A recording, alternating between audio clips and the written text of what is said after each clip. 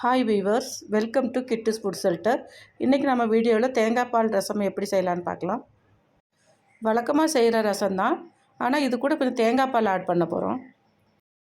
ஒரு மிக்சர் ஜாரில் ஒரு அரை மூடி தேங்காய் துருளோட கொஞ்சம் தண்ணி சேர்த்துட்டு நல்லா ஃபைன் பேஸ்ட்டாக அரைச்சி எடுத்துக்கலாம். இது முதல்ல எடுத்த திக்கு பால், இது ரெண்டாவது எடுத்த கொஞ்சம் தண்ணி பால். தண்ணி பாலில் கொஞ்சமாக புளி சேர்த்துக்கலாம், அதிகம் சேர்க்கக்கூடாது. ஒரு மிக்சர் ஜாரில் அரை டீஸ்பூன் மிளகு, அரை டீஸ்பூன் ஜீரகம், அரை டீஸ்பூன் கொத்தமல்லி விதை, அது கூட ஒரு பச்சை மிளகாய், கொஞ்சமாக கருவேப்பிலை சேர்த்துட்டு கரகரப்பாக அரைச்சி எடுத்துக்கலாம். இப்போது இடிக்கல்லில் ஒரு 7-8 பூண்டு 1-2 தட்டி எடுத்துக்கலாம். இந்த அளவுக்கு தட்டி எடுத்தால் போதும். இப்போது கடாயை சூடு பண்ணி ஒரு 2 டேபிள் ஸ்பூன் தேங்காய் எண்ணெய் சேர்த்துருக்கேன்.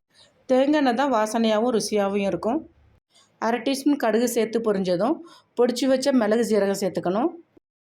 அடுத்ததாக தட்டி வச்ச பூண்டு சேர்த்துட்டு ஒரு தடவை கிளறி விட்டுக்கணும். புளி ரசம் மாதிரி ஃப்ரிட்ஜில் வச்சுலாம் சாப்பிட முடியாது. தேங்காய் பால் ரசம் வச்சா உடனே காலி பண்ணிடணும். இப்போது நல்ல பழுத்த தக்காளி ஒன்று சேர்த்துக்கிறேன். இந்த தேங்காய் பால் ரசம் அவ்வளவு டேஸ்டியாக இருக்கும், உடம்புக்கு ஹெல்த்தியும் கூட. கொத்தமல்லி தண்டு கொஞ்சம் கட் பண்ணி சேர்த்துட்டு கொஞ்சம் மஞ்சள் தூளும் காயப்பொடியும் சேர்த்துக்கிறேன். கூடவே தேவையான அளவுக்கு உப்பும் சேர்த்துட்டு நல்லா குலைவாக வர வரைக்கும் வேக வைக்கணும். ஒரு தடவை இந்த ரசம் வச்சு டேஸ்ட் பண்ணி பார்த்தீங்கன்னா மறுபடியும் இது மாதிரியே ரசம் வைப்பீங்க. பாருங்கள், இந்த அளவுக்கு நல்லா வேக வச்சா போதும்.